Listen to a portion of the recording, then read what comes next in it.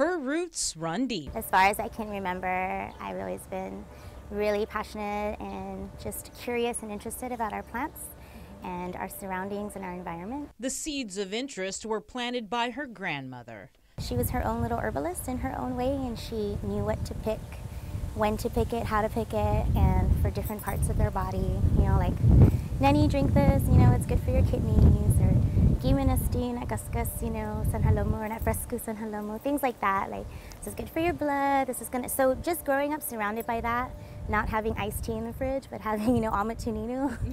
I loved that, and I loved going with her and hearing her sing to the plants, you know. She would sing to them, and she had her own little way of communicating with them, and so I just grew up surrounded by that. And my mom was very health conscious as well.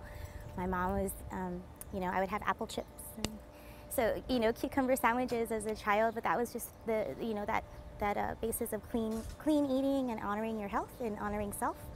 And so being raised with that just always planted that seed for me to just kind of preserve our environment, or just be really passionate about taking care of it. Her interest grew when she was living in Seattle, where she graduated with a degree in herbal science. But after living in Washington for more than a decade, she knew it was time to come home. And here on island, her apprenticeship to become a suruhana began.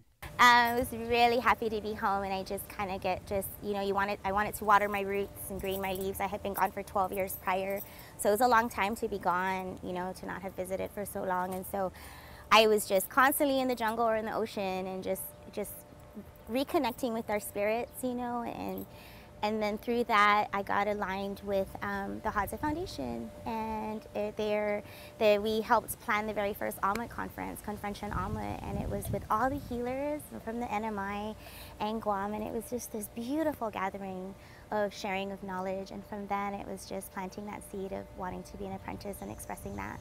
So grateful for you know, Uncle Emilio Arsaina, our elder, who's passed on, but he's a Zonti, he's an amazing herbalist who knows so much about every single plant, and just took me under his wing with a couple of other apprentices, and just taught us, went on so many herbal hikes and teaching us about the omelet. And from then on, it was Uncle Emilio Zuzu and Mama Chai and Auntie Frances. And I think one of the most memorable parts of the apprenticeship is IDing and getting out there and being surrounded by these plants, and knowing that each one has a healing purpose and what they are and how it was used. This is ancestral knowledge that's been passed down, and what an honor to receive it and to hear about it, and just constantly asking questions. And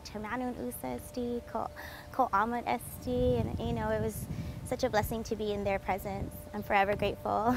But aside from being an apothecary, Ursula is an activist, participating in events such as standing in solidarity with Native Americans in South Dakota to protect their natural resources. She's also involved in several organizations such as Protehi Litekzen, an effort to stop a live fire training range at Retidian.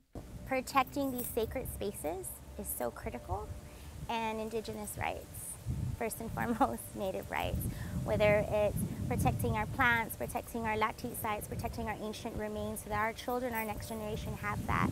And so that's what really is the fuel, that's the fire, is that recognizing those main things, that Indigenous rights and protecting our sacred spaces. Litekzen, you know, Haputo is so beautiful, but how many people can get access? You know, that's such an important part of our history. You know, and to see those latite sites, or, you know, in Litekzen on the end, there's a little cove with a Hagen pictograph drawn into the top, and that's where the Hagen nests. How many, you know, that if Britannian gets shut down, will our children be able to see that? Will they know that part of their history, not to mention all the omelet that grows there? And it's just such a sacred site that needs to be fought for, and we need to protect it. Ursula truly believes that we need to come together to protect and preserve our island's natural resources. Don't give up. Keep fighting. It's not for us, it's for the future generations. When you look into your children's eyes, your niece, your godchildren, your nephew, when you look into the eyes of your grandmother, your grandfather, our elders, every day you want to fight to make your ancestors proud. Every day I wake up, how am I going to make them proud, and how am I going to honor them? And that's the driving force. And so don't ever give up. This is not about us in this lifetime, it's for the next generation and honoring our past.